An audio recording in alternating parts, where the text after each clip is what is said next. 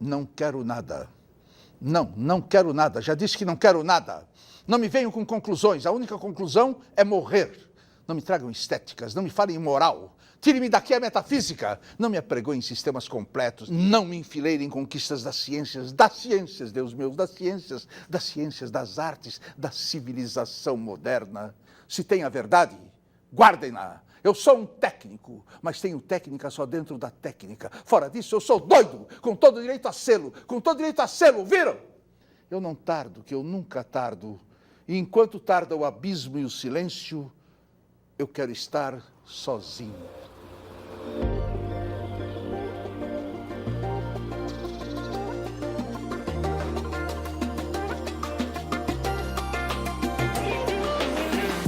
Ei, gente, tudo bem? Esse aqui é o podcast Dobras, é um podcast sobre profissões e complicações.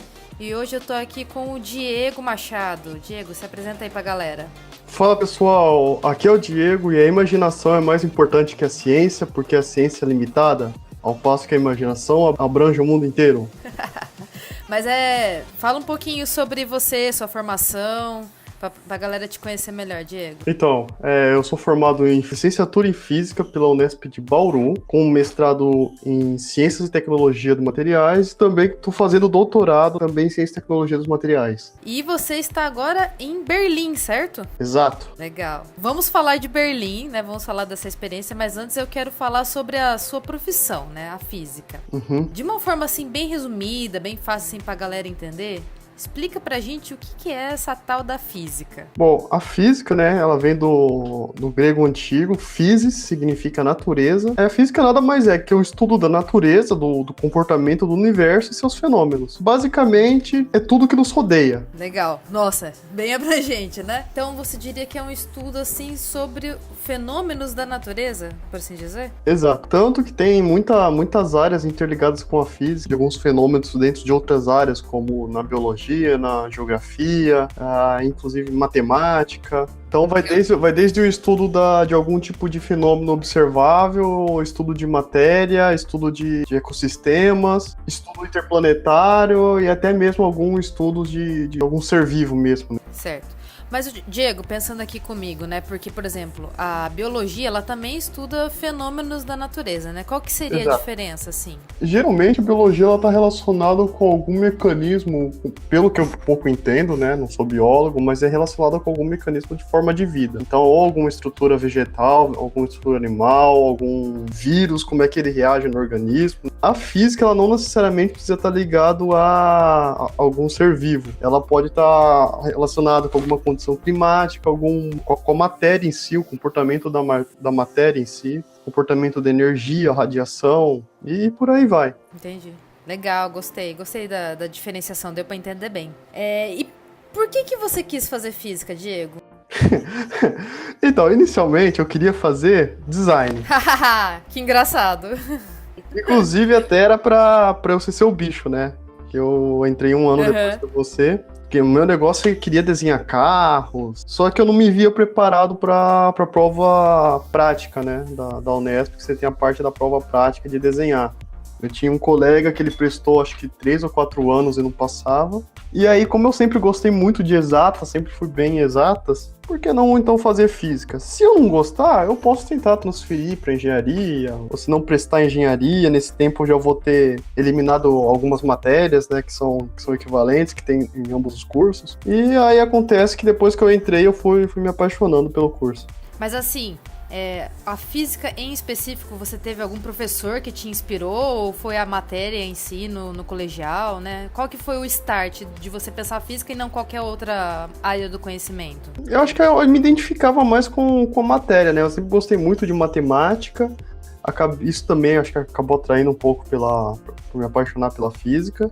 E eu acho que o que me fez mudar de cabeça um pouco, né, foi aquela coisa. Eu sempre gostei muito de resolver problemas, de quebrar a cabeça para resolver algum tipo de equação nesse sentido. E aí juntou as amizades também que eu acabei fazendo na graduação, né? Inclusive, uma delas, o Maru-chan.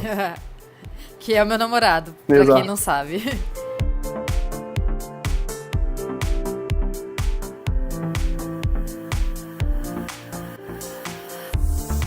Sabe uma coisa que eu acho muito legal, Diego? É que você falou que você sempre gostou de resolver problemas, né? E querendo ou não, isso tá intrínseco também, não só na questão da matemática em si, né? Na questão das equações e tal. Mas tem muito a ver com o design também, né? Que o design ele também surge dessa vontade de querer resolver problemas, né? Então faz sentido. Eu até ouvi no programa passado, achei isso muito legal, esse tipo de comparação, né? Que vocês resolvem alguns tipos, solucionam alguns problemas, algumas equações, mas não necessariamente fazendo cálculo. Não botando uma equação e resolvendo ela em si, né? Mas é você pegar as variáveis que você tem e saber como é que você pode ajustar. Se você não ouviu o programa passado, baixe e escute. Isso aí! Gostei da propaganda. E aí, uma vez que você entrou no curso da física, eu queria que você pontuasse pra mim quais foram as melhores experiências e as piores experiências também. Porque, assim, pelo de fora, uma pessoa que não fez física, me dá muita impressão que é um curso muito difícil. Conta pra gente os pontos altos e os pontos baixos.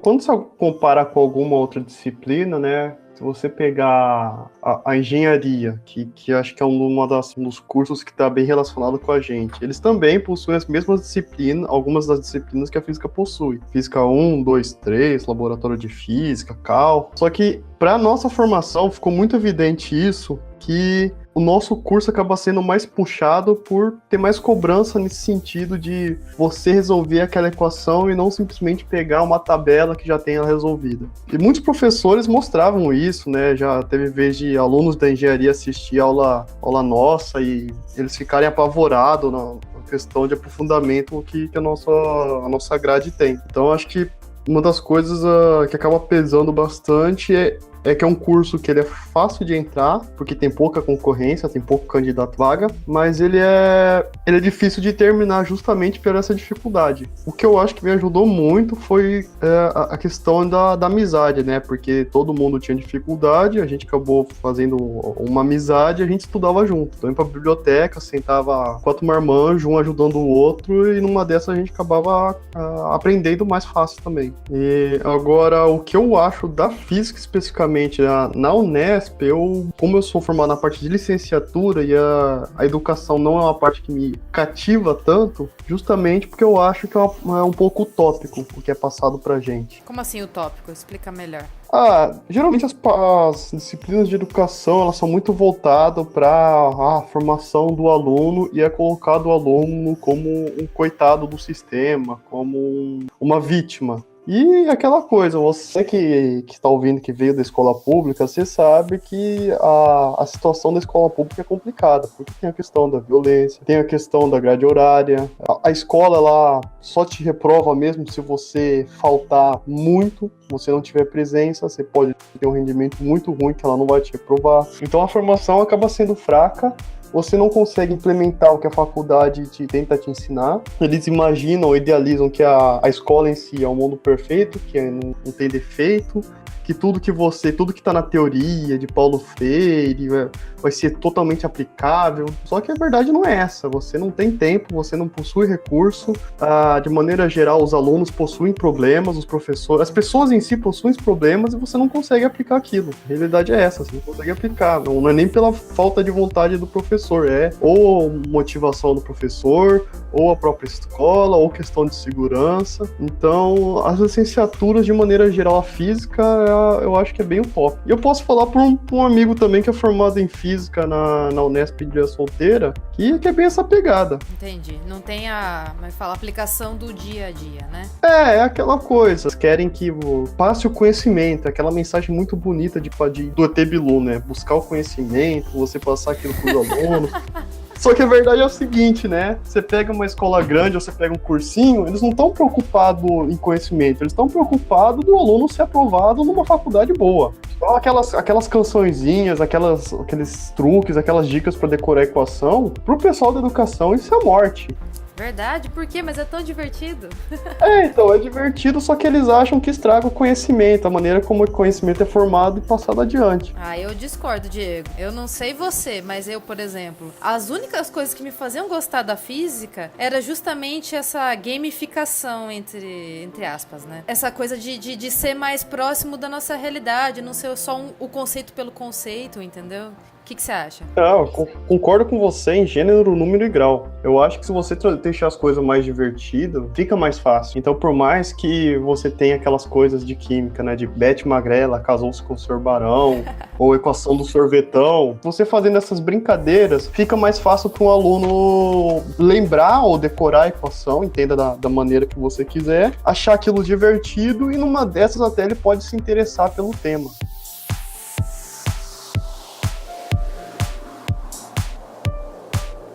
Pela minha formação de materiais, eu acho legal isso, que não existe material perfeito. Um material que é muito duro, ele é facilmente quebradiço. Um material que é muito mole, às vezes ele tem uma propriedade boa e ao mesmo tempo ele falha em outros aspectos. Tudo depende para onde você quer usar e como você quer usar. É isso que eu acho legal, pelo menos na minha formação indo para materiais. E Diego, a profissão do físico, ela não é regulamentada no Brasil, né? Uhum. Comenta um pouco sobre. Por quê? Então, eu acho que o físico, de maneira geral, no Brasil, ele não é valorizado em aspecto nenhum. Você pegar fora do Brasil, o físico ele pode atuar em muitos segmentos. Ele pode atuar em empresas, na parte de desenvolvimento e aprimoramento de produtos, né, ou materiais. Pode atuar também na parte de administração de algum setor da empresa. No Brasil, eles não têm força ou força nenhuma, porque a empresa pensa, por que eu vou contratar um físico se eu posso contratar um engenheiro? E é uma coisa de mais renome. E isso meu pai, que é engenheiro, que trabalhou por 30 anos em empresa, virou pra mim e falou, mas por que eu vou contratar um físico sendo que eu posso contratar um engenheiro? O engenheiro, no ponto de vista de administração e de aplicação para uma empresa, é mais interessante. Um físico não pode assinar por um engenheiro, ele perde credibilidade nesse sentido, ele não pode assinar por um químico, e algumas questões de segurança você precisa de um químico para assinar. Então ele fica muito marginalizado no Brasil. Quem faz física no Brasil que não queira ir para essa parte de pesquisa e da aula, né, é um pouco complicado, porque aí você fica preso de se destacar como excelente aluno para trabalhar em uma Petrobras da vida, ou conseguir uma qualificação para uma usina nuclear, para um observatório. Você consegue também entrar na parte de polícia civil, militar como perito. E uma coisa que no Brasil que é raro, mas começa a ganhar um pouco de credibilidade é físico atuando em bolsas de ação. Nossa, sério? Quem segue a parte de física e estatística consegue, né, entrar nessa questão de pegar empresas com redes sociais, na questão de simulações, né, de análise de dados e até mesmo em bolsa de valores. Uau! Só que eu acho que esses daí são pontos fora da curva, né? Eu acho que é uma coisa muito pequena dentro da física e difícil de encontrar quem trabalha com isso no Brasil. Mas, Diego, também dá pra pessoa fazer, atuar em máquinas, tipo, aquelas máquinas lá pra tirar raio-x, por exemplo. Exato, né? Isso tá crescendo bastante. Tem um curso que eu saiba, de física médica na Unesp de São José do Rio Preto. E quem tem esse tipo de formação é bom porque ele acaba entrando na parte da saúde, né? Como um técnico que pode operar aí um equipamento de ressonância eletromagnética, algum equipamento de raio-x, né? Mas aí a formação do físico não é o suficiente, ele teria que ter uma segunda formação em física médica, é isso? Não, tem o próprio curso que chama Física Médica. Agora, o que você pode fazer também é isso, você fazer um bacharel e uma especialização voltada na área de Física Médica. Mas muita coisa também, alguns físicos, eles acabam indo para a parte como revendedor e representante de alguns equipamentos, né? Esses equipamentos eles podem tanto estar relacionados com a pesquisa, como tanto na parte de equipamento para Física Médica, equipamento de medir para companhia, equipamento de fazer, teste de dureza, de resistência. Essa parte eu acho que é a parte mais legal, né, Diego? Fazer os testes de materiais, quais são os materiais adequados para determinados procedimentos ou produtos, né? Isso é uma parte que eu gosto, né? Eu não sei como é que é a questão do Inmetro nesse sentido. Se o Inmetro ele tá contratando físico ou não. O negócio deles é mais focado para a área de engenheiro, né? Mas deveria, né?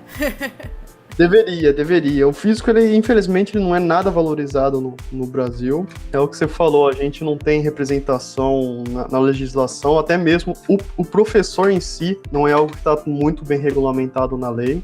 Eu, por exemplo, eu me identifico muito, acho que não só porque você é meu amigo, eu tenho outros amigos e o meu namorado que são físicos, né? Não é só a questão do convívio, mas acho que alguns problemas são muito parecidos com o designer, né?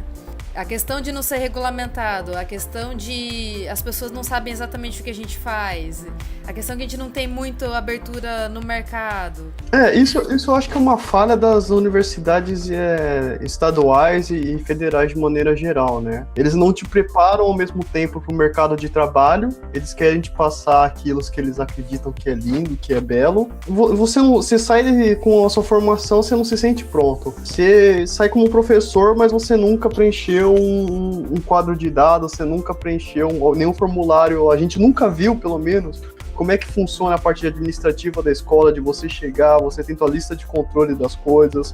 E eu acho que, de maneira geral, a minha formação, ela acabou sendo muito boa em relação às outras faculdades, porque você pega os cursos da Unesp em licenciatura, eles têm de 4 a 5 anos, dependendo a área, se for física, química ou matemática, enquanto algumas faculdades particulares são só 3 anos. Mas quando você compara uma física da Unesp com uma física bacharel de uma USP, numa Unicamp, de uma Fiscar, você vê que ela acaba a desejar muito, acaba sendo muito fraca. E aí quando você vem aqui no exterior, você vê que a sua formação ela é fraquíssima.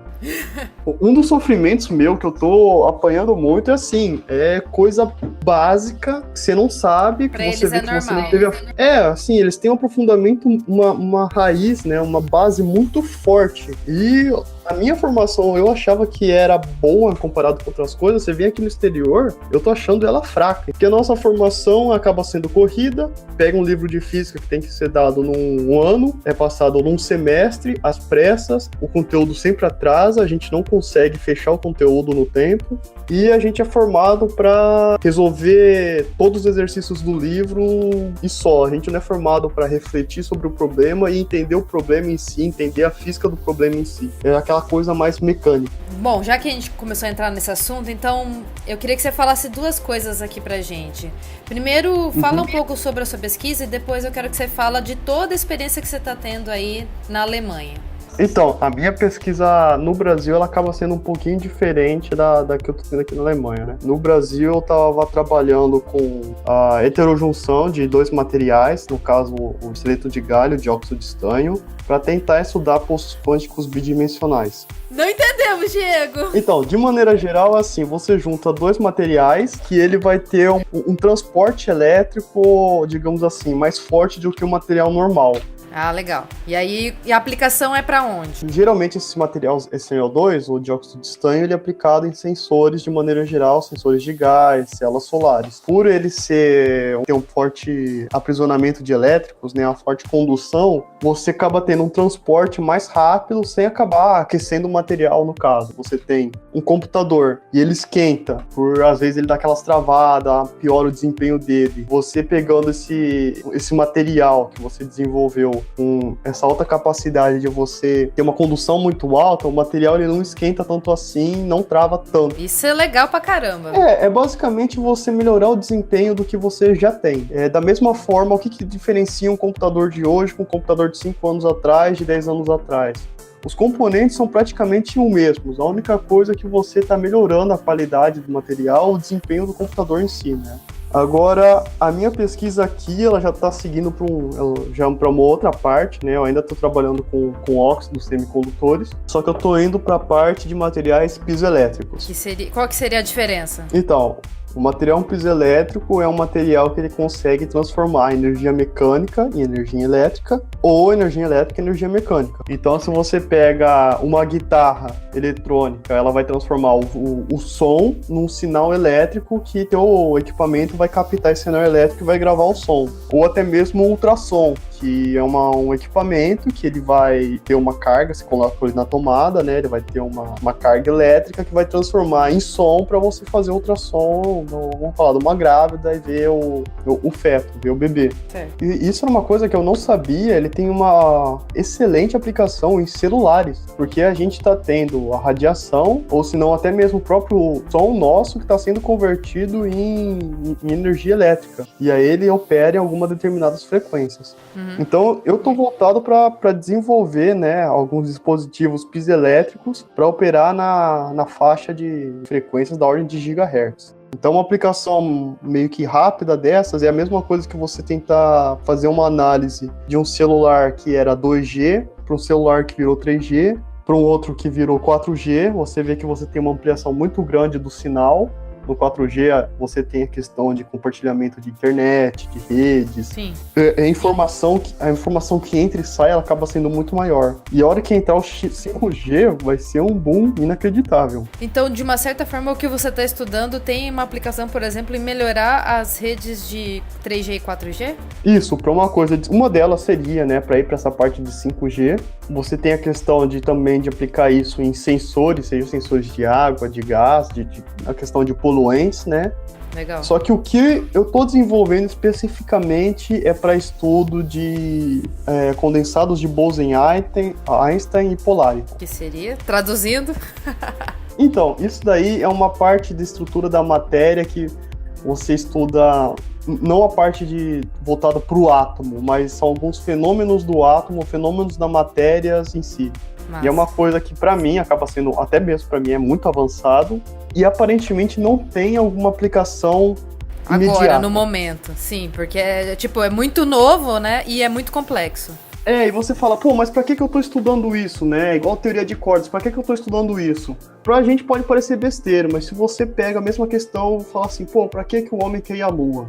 Então a questão de você estar estudando algo muito complexo, você acaba desenvolvendo tecnologias e aí, durante o desenvolvimento dessas tecnologias, você acaba melhorando o que você já tem e isso acaba refletindo na qualidade de vida, na criação de novos dispositivos, novos equipamentos. Quem imaginar que o telefone, quando foi criado pelo Alexander Graham Bell, que era simplesmente para comunicar uma pessoa de um lugar, numa região distante, ia se transformar num multicomputador que possui tudo, possui de rádio, TV, acesso à internet, calculadora, câmera, ou tem uma capacidade maior do que o computador que enviou pro homem à Lua. Então o boom que isso vai trazer é difícil de imaginar e de falar.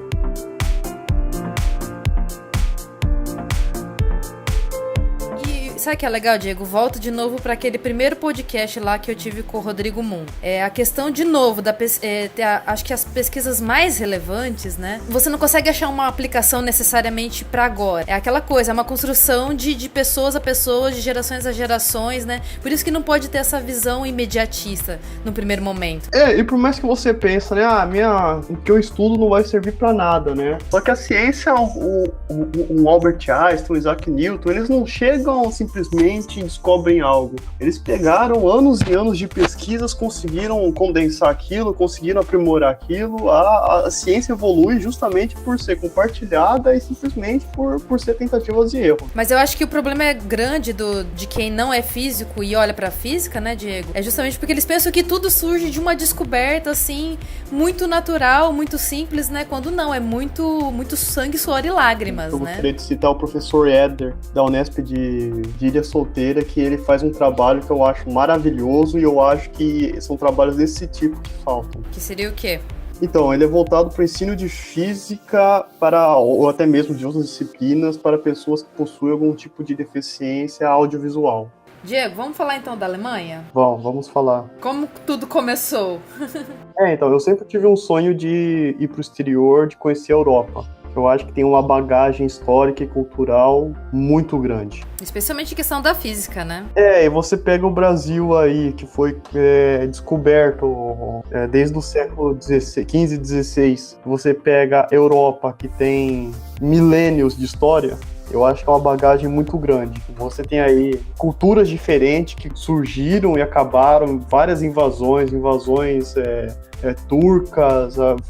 Eu acho que é uma bagagem cultural e histórica gigante, né? Então sempre quis isso daí. Durante a minha graduação, surgiu uma parceria com um professor da Alemanha. Eu aguardei até o doutorado para tentar submeter um projeto. A gente submeteu um projeto para esse professor pela FAPESP e foi negado. Então isso daí acabou desanimando muito, né? Você fica desmotivado. Só que uma vez eu conversei com uma pessoa que era um indiano que morava na Itália e ele falou que a Alemanha estava investindo muito nesse sentido de educação e de intercâmbio e que estava sendo um dos melhores países da Europa para se morar, né? Tanto é que a Alemanha e o Reino Unido é o que está segurando a União Europeia, digamos assim. Em termos econômicos? Em termos econômicos, né?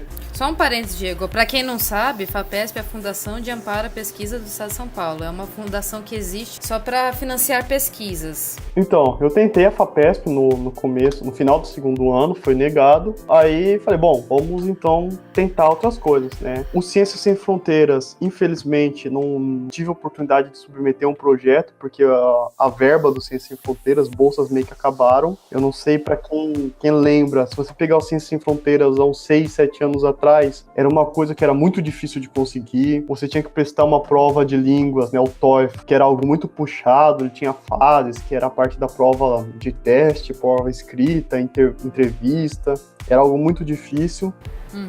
E ali em meados de 2014, 15, teve um boom. Você não precisava mais prestar o TOEFL, você simplesmente assinava um termo que você ia para o país, você ia ficar 3 meses, às vezes, praticando a língua, né, para ter um conhecimento básico e poder fazer seu intercâmbio. E eles abriram as portas para quem estava na graduação, no mestrado, então era muito fácil conseguir um projeto de Ciência Sem Fronteiras. E nessa época eu estava no mestrado. E esse boom durou 2 anos. Depois disso acabou as verbas do Ciência Sem Fronteiras, ficou cada vez mais difícil. Até uma colega do laboratório, ela submeteu um projeto, e ela submeteu um projeto para a CAPES. O projeto da CAPES saiu depois de muito tempo e o do Ciências Sem Fronteiras não tinha sido analisado ainda, né? Então eu não tive nem oportunidade de conseguir mandar um projeto para Ciências Sem Fronteiras. E aí a minha alternativa era ou mudar de orientador ou submeter um projeto para a CAPES. Teve um processo seletivo lá em materiais, na Unesp de Bauru, da CAPES, que ela liberou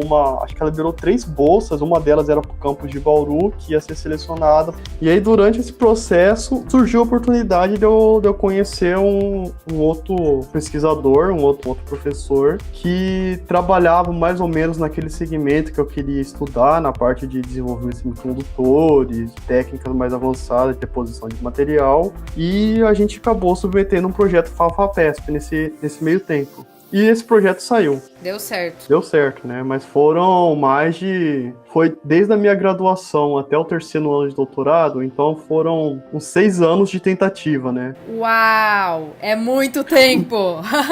Então fica a dica pra você que tá achando que é fácil fazer pesquisa fora. Então é aquela coisa, você deixa... Bom, eu tenho que terminar a graduação pra conseguir uma oportunidade, talvez no mestrado, no doutorado, né? Você deixa a ideia cozinhando. E aí, como que é a Alemanha? Então, é um choque de cultura muito grande, né? Primeiro de tudo, quantos graus tá aí? Pra eu passar bastante inveja, eu já falo que aqui em Bauru tá 36 graus. Olha, quem me dera eu tá com 36 graus. Não, você não queria isso. Aqui tá tendo, agora, tá 2 graus. Ah, meu Deus, que diferença. Mas já bateu aqui, acho que -4, -6. Meu Deus, é muita diferença, muita diferença. Você gosta do frio, Diego? Então, eu não gosto de frio, eu gosto de calor. Eu também, eu não gosto de frio, mas tá insuportável o calor no momento no Brasil, tá insuportável, tá demais. Eu sei que é quente, né, aquela coisa, meus pais, eles moram no Nordeste, então eu sei o que é. Você tá ligado? Você chega no inverno lá, é 35 graus, aquele mormaço, porque dá uma pancada de chuva de 5 minutos, né? Sim, aí é então, pior, né? Eu tô ligado como é que é calor. Só que assim, é muito louco, porque aqui, estando frio, eu passo mais frio estando no Brasil do que estando na Alemanha. Pera, como assim? Explica isso. Então, que a gente não tem preparo pro frio, porque por mais que a gente, sei lá, bata 10 graus e a gente acha que é muito frio e que tá ventando... Sim, 10 graus já é tipo, já morri. Então, a gente passa muito frio dentro de casa. É horrível de tomar banho. Sim, eu acho que o banho é a pior parte, com certeza. Você pensa em tomar banho, você deixa 5 minutos o chuveiro ligado pra esquentar o banheiro. Exatamente. Não, e outra coisa, né, Diego? Tipo, a gente não é tipo madeira, igual, sei lá, nos Estados Unidos, é casa de madeira, né, e tal. A gente não tem aquecedor e a gente não tem, tipo, aqui é piso frio também, nada de madeira, é tudo coisa de frio, já adaptado pro calor do Brasil. Então, isso que eu acho que aqui eu não tô sofrendo, porque aqui a roupa, ela é bem isolante nesse sentido. As casas, os apartamentos, eles são bem isolantes térmicos, então o frio não entra, né? Ou melhor, o calor não sai. Tem aquecedores dentro de casa, todos os lugares, todas as lojas são aquecidas. Os transportes, eles possuem próprio aquecedor. Você sai de casa com uma roupa boa, isolante, bate um vento, mas como você tá com uma roupa boa, você não sente tanto frio assim, você entra no lugar, você tira toda essa roupa, fica de camiseta e tá ok, porque tem aquecedor, é isolante, o prédio é isolado, o apartamento é isolado. Aqui você abre a torneira, sai água quente da torneira. Nesse sentido, é muito louco. Entendi. Nossa, que loucura, não sabia disso. Ô, Diego, e aí, como que é aquecido, por exemplo, a água aí? Porque aqui é só energia elétrica, né? Então, aqui é muito forte a Alemanha, se não me engano, 40% dela é a parte de energia eólica. Você tá brincando? Eu tive a oportunidade de ir pra uma cidadezinha perto de Dresden, né? Você passa de carro, você vê só esses... como se fosse moinho, né? Só essas hélices. Como chama a cidade? Dresden, assim, se você pega Berlim ele tá como se fosse no nordeste da Alemanha. Ele tá lá no norte, no cantinho direito. Só que a parte boa é que ela não neva tanto, né? Então você tem ela neva um pouco, só que não forma aquelas camadas grossas de neve. Ela dá aquela nevada, de repente derrete e vira aquela aguaceira. Se você for mais pro sul, para Munique, que é região montanhosa, você tem neve, você tem oportunidade de esquiar. Então, assim, Berlim ela não é tão fria, só que ela venta muito. O vento é muito forte aqui. Então, por isso que tem 40% energia eólica e os outros 60%? Então, eu imagino que, pelo que eu tive de informação, tem muita coisa de térmica, né, energia térmica e nuclear. Porque eles não têm tantas barragens aqui. E a água, Diego? Como é que é a água aí? Então, a água em Berlim, especificamente, comparado com o resto da Alemanha, ela é uma água ruim, porque ela é uma água muito salobra. Ela tem muito calcário, então você lava roupa, fica com aquelas manchas brancas. Tá brincando? A roupa ela fica meio dura. Você toma ela, né? No exterior, aqui você pode tomar água direto da torneira, que ela é mais tratável do que uma água de garrafa. Como assim? Porque a água da torneira, ela é sempre fiscalizada. E a água da garrafa não? A da água da garrafa, a fiscalização não é tão constante quanto a da torneira. Ah, meu Deus, que doideira! A diferença é o gosto, né? O gosto da água de garrafa é melhor do que a água da torneira. O gosto da água de garrafa acaba sendo melhor.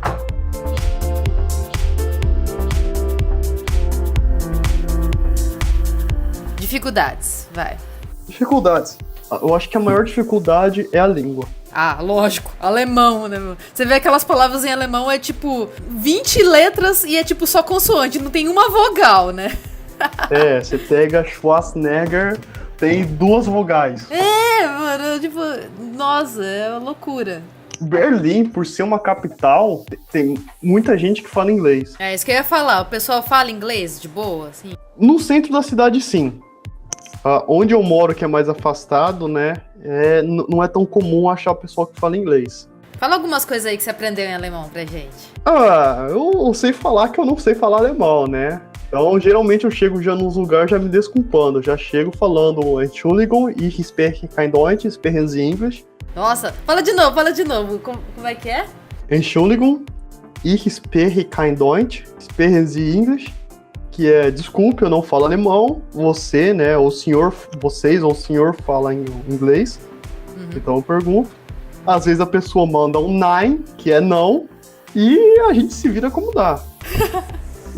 Só que o que eu acho legal é que às vezes você pega, mesmo aqui, o pessoal eles são muito modestos, né? Então eles falam um pouco, e aí você vai ver que esse um pouco deles é muito mais do que você.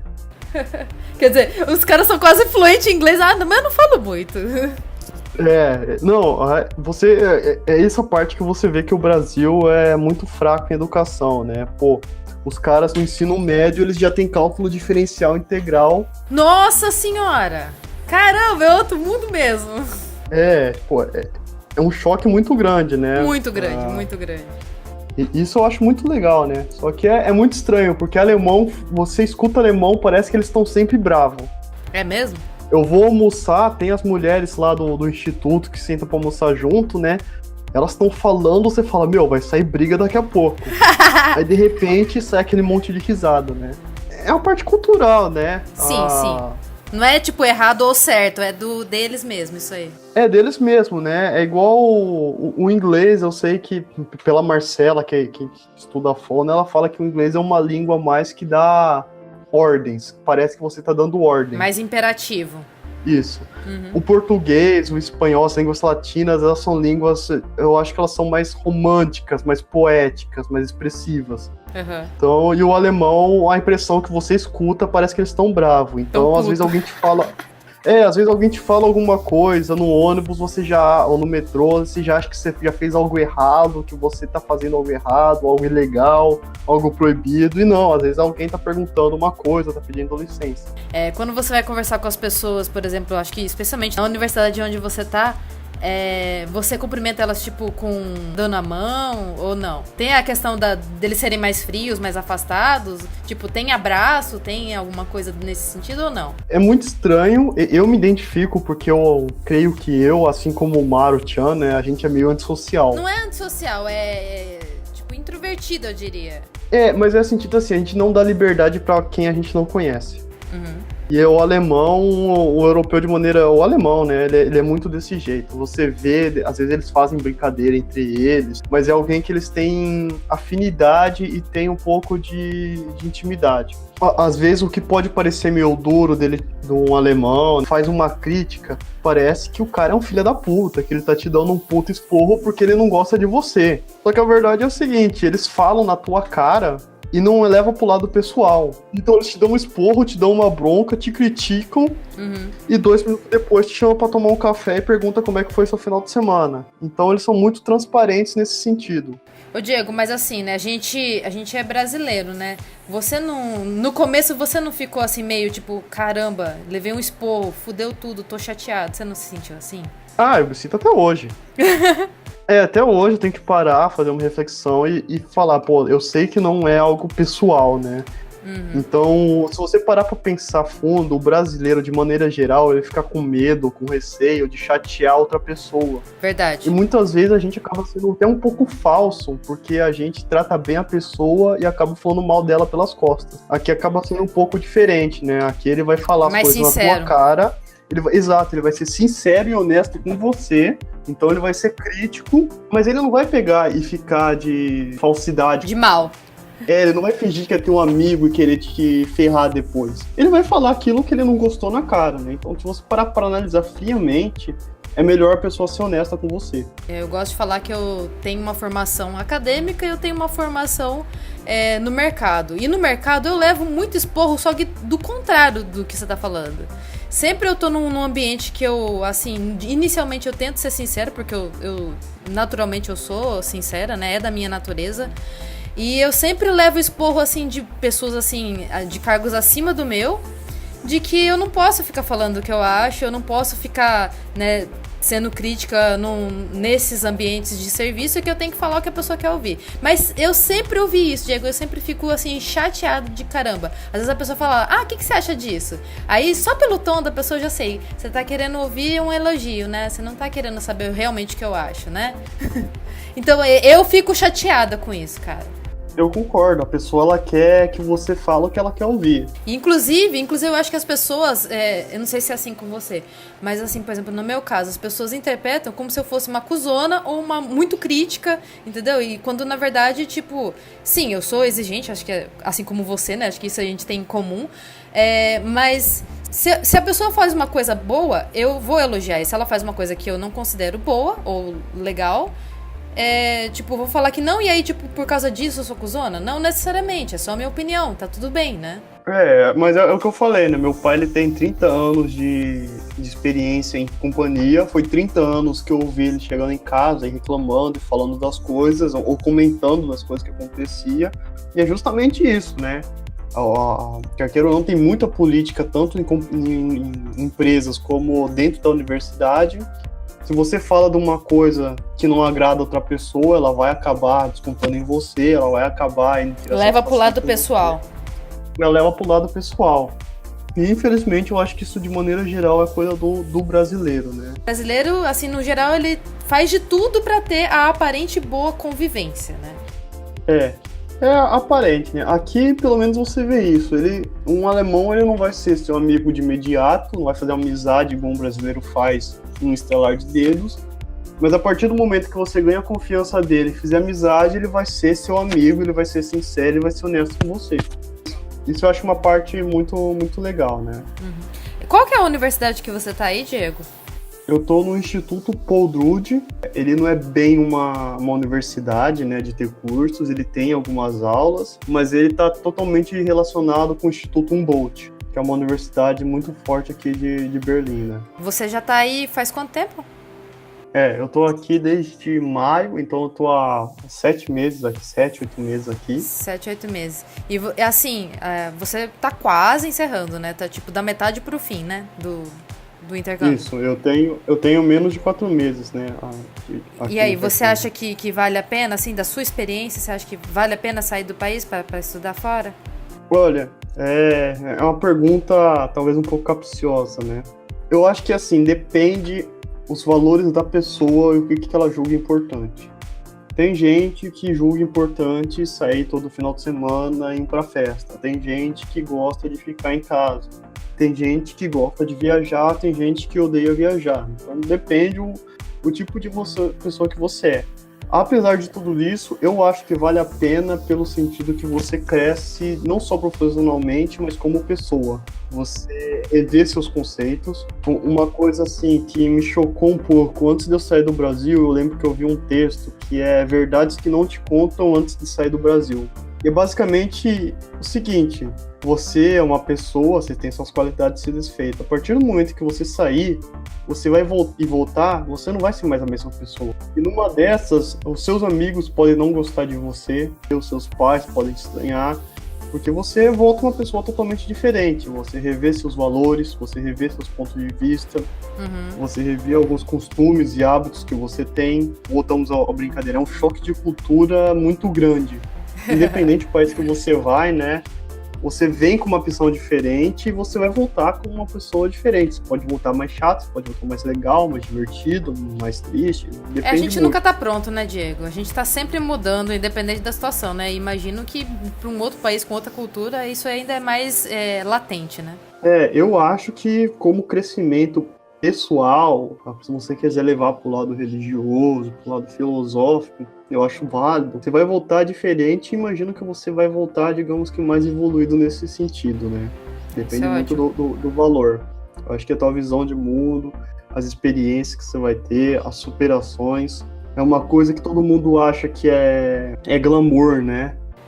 Tem muito isso. O cara fala, você tá bem, você tá na Europa. Só que ninguém vê a dificuldade que a gente passa de estar sozinho. Às vezes tá nevando, então você passa um final de semana inteiro trancado. Saudade da família, dos amigos, da namorada é muito grande. Pela questão do fuso horário, às vezes é 5 horas da tarde e as pessoas no Brasil estão acordando, estão começando a pegar o celular para mandar mensagem. E você já passou um dia inteiro aqui sozinho, sem contato com ninguém. Mas eu acho ótimo você mostrar esse outro lado também, porque, querendo ou não, o brasileiro, né, ele tem esse fetiche de ir para outro país e, nossa, vai ser lindo, maravilhoso, não, porque Brasil é uma bosta, não sei o quê, então a gente tá colocando um outro contraponto aqui também, né. Em qualquer país que você vai ter os seus problemas também, né, não é só as mil maravilhas, assim como no Brasil também tem suas coisas muito boas, que, por exemplo, a sua família, os seus amigos, né. É isso que eu acho legal de passar essa mensagem, né? A pessoa, ela tá vindo, ela acha que ela vai ser glamour, vai ser sucesso, e não é bem assim. É muito fácil perguntar as coisas que você sente falta do Brasil, mas quais serão as coisas que eu vou sentir falta da Alemanha? Eu, particularmente, eu não sinto tanto falta da comida, porque aqui eu tô tendo oportunidade de experimentar coisas diferentes. A qualidade da comida em si é melhor. Se você pegar um tomate aqui, né, comparado com o Brasil, o gosto é indescritível. É mesmo? É totalmente diferente uma fruta aqui, legumes com no Brasil. Você não pode ter a variedade e a riqueza que no Brasil tem, isso é um ponto negativo, mas quando você vai comer, você sente que é de qualidade. Eu acho que o poder de compra aqui é muito grande. Você consegue comprar mais com menos dinheiro. Isso, então no sentido de roupa, você consegue comprar uma roupa muito boa e não pagar tão caro, e eu falo, ela não vai pesar no final do mês igual pesaria pra você comprar a mesma roupa no Brasil. Seja uma roupa, seja um celular, seja um videogame. No transporte público, aqui a gente tem 4 tipos de transporte. A gente tem o U-Bahn, que é o metrô. A gente tem o S-Bahn. Ele é bem que um trem superfície, né? Circunda a cidade. e ele é bem mais rápido que um metrô, né? Ele vai em pontos mais longe. Ele tem o ônibus, o busão, que a gente conhece, e ele tem o tram, que é como se fosse um bondinho, só que ele é no formato de um trem. Então tem várias linhas que ele cruza a cidade, ele passa por bairros específicos. Nossa, vários tipos de transporte, né? Que aqui no Brasil é tipo, ou é ônibus ou é avião, acabou. Não tem mais nada. O ônibus ou avião, né? É aquela coisa. O Brasil é normal, um ônibus atrasar, na cidade atrasar, meia hora, 40 minutos. Avião sempre atrasa, né? Mas aqui, um alemão, ele fica frustrado porque um ônibus atrasou 3 minutos, porque o tram atrasou 3 minutos. E pra gente, 3 minutos, sei lá, é tipo, é segunda de manhã. Calma, a semana tá só começando. Isso é muito legal. Não tem catraca em metrô, em transporte público. Você simplesmente entra. Mas e aí como você paga? Então, é aquilo. Você pode comprar...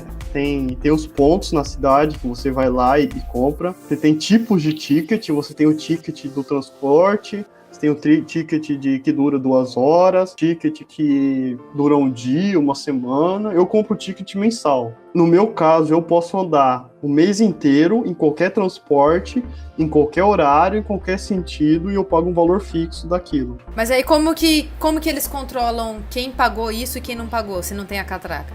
Então, isso que é muito legal, né? Você vai estar num transporte, a pessoa do teu lado, ela vai simplesmente tirar da mochila uma maquininha e vai fiscalizar se você tá com o ticket em dia ou não. Então, do nada, eles fazem esses tipos de fiscal, né? Ah, não é sempre?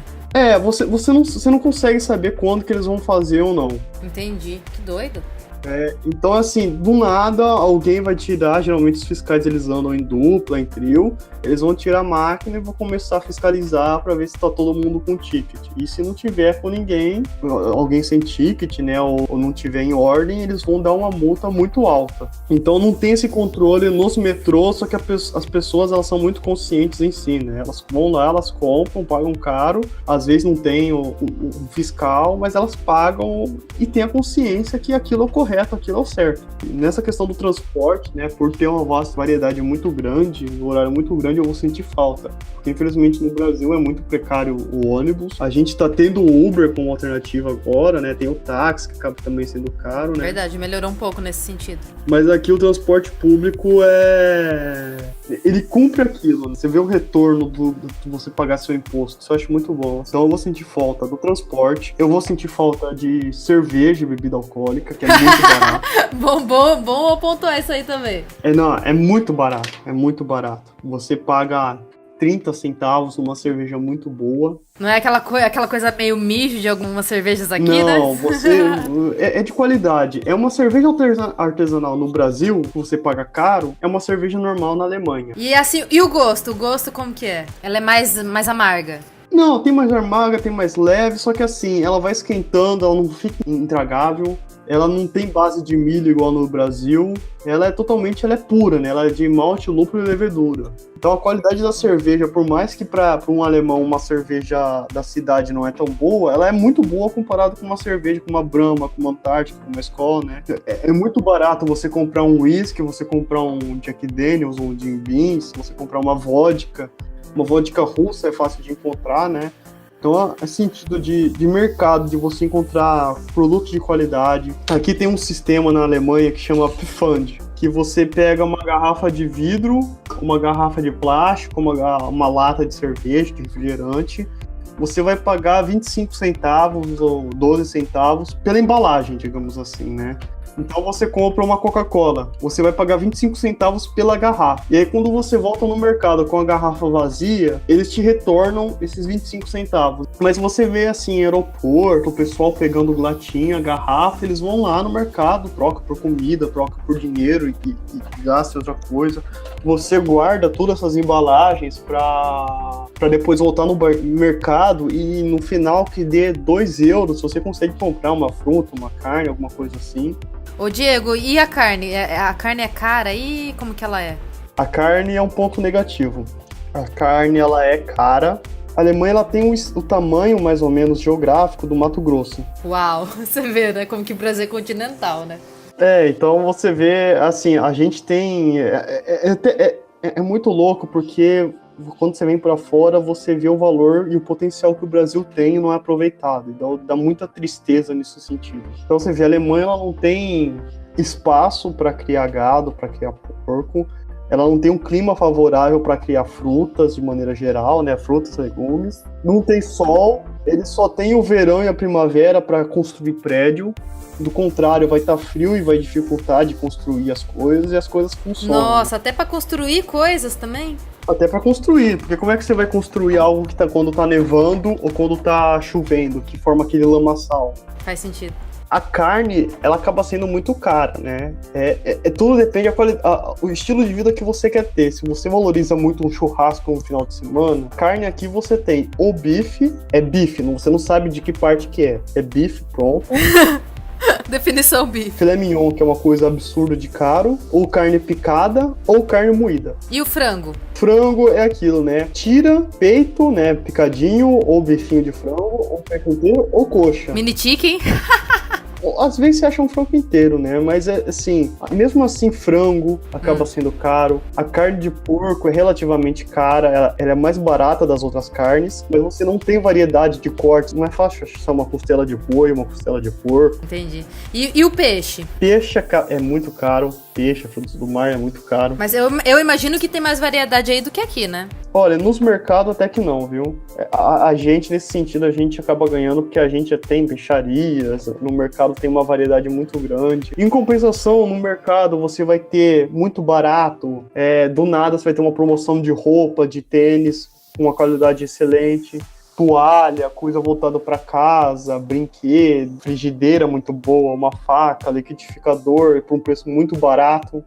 O que eu acho, assim, que eu vou sentir falta também são a parte de presuntos, de queijo, a parte de frios é muito boa deles, né? É muito gostoso. Tem umas coisas que você não acha no Brasil. Pra você ter noção, meus pais vieram pra cá, eles comeram um pimentão recheado com queijo. E é um pimentão pequenininho com aperitivo. Você não acha um pimentão no Brasil. Ele é um pequenininho, ele é do tamanho de uma azeitona, mais ou menos. Verdade? Então, assim, eu acho que a comida, assim, algumas coisas da comida eu vou sentir falta. Eu vou sentir falta do poder de compra daqui. É isso que eu ia falar. E os eletrônicos? Com um mês economizando, você consegue comprar, digamos, um Play 4 e um videogame. Tá quanto aí, mais ou menos? Se você convertesse elas por elas. Só que o negócio é o seguinte, você economiza um mês pra comprar um videogame. No Brasil, você tem que economizar quase um ano. Então, na verdade, vamos dizer que o preço tá equivalente, só que no Brasil é muito mais difícil de você juntar essa mesma quantia de dinheiro. O poder de compra no Brasil é menor do que aqui. Outro ponto positivo que eu vou sentir falta é os correios. O sistema aqui é muito rápido, pra você ter noção, você compra algo da China, do AliExpress, em 2 semanas chega na sua casa. Ah, isso é uma coisa que eu queria que tivesse aqui, hein? No Brasil, você tem que pagar R$15 pra receber a encomenda e demora meses. 3, 4 meses. E às vezes fica parado lá em Curitiba, você nunca mais vê esse negócio. É aquilo, ele chega no Brasil em 1 semana e fica meses preso em Curitiba, que é um outro país, basicamente, né? E questão de viagem, você comprar uma passagem aérea, né, e você não leva nenhuma bagagem, só uma mochila, é muito barato para você atravessar a Europa, é muito mais barato, mesmo convertendo, do que você ir do sul pro Nordeste, andando a mesma distância. E você chegou a visitar quantos países aí? Até agora eu visitei a Tchequia, né, fui para Praga, a Áustria, fui para Viena, eu fui para Paris, na França, eu fui para Roma, na Itália, e para Berlim, né? Berlim e algumas cidadezinhas da Alemanha. E Valência, na Espanha, né? 6 países. Então deu pra dar um tour legal, hein?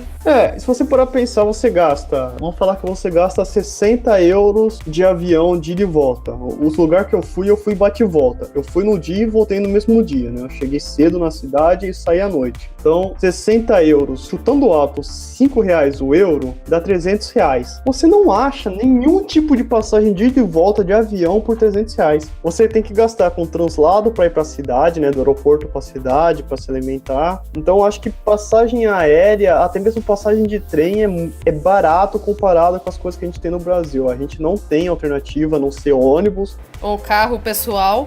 É o carro pessoal, né? É muitíssimo caro uma passagem de avião. Você pega uma passagem de São Paulo Rio, é absurdo. É mais barato você ir para os Estados Unidos, para a Europa, do que você ir para o Nordeste do Brasil.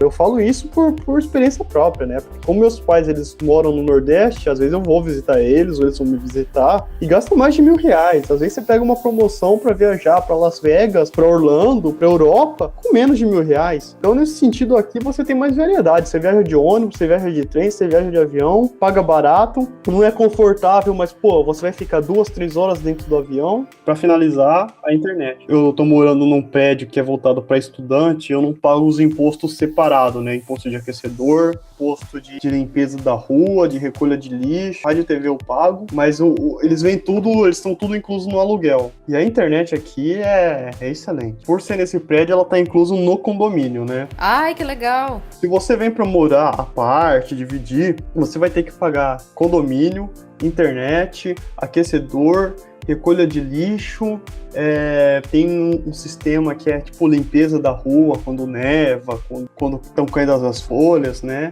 Então tem muitos impostos que assim, que o que eu pago ele já vai estar incluso no preço do aluguel que eu tô pagando aqui. E a qualidade da internet é incrível. Muito rápida. Muito rápida, não cai, se você joga ou se você assiste vídeo não fica dando lag. Diego, acho que vamos encerrar, né? Acho que já deu bastante informação pra galera aí. Nossa, eu tô muito feliz, muito legal os seus depoimentos aí, tanto da física quanto do intercâmbio. E deixa aí as suas redes sociais para as pessoas que quiserem trocar uma ideia contigo. Tá.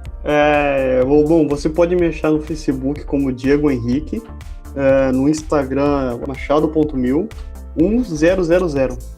Diego, muito obrigada por você ter, né, reservado um tempo seu aqui para participar do podcast Dobras, viu? Que é isso, não. Foi um enorme prazer poder participar. E é isso aí, pessoal. Até mais!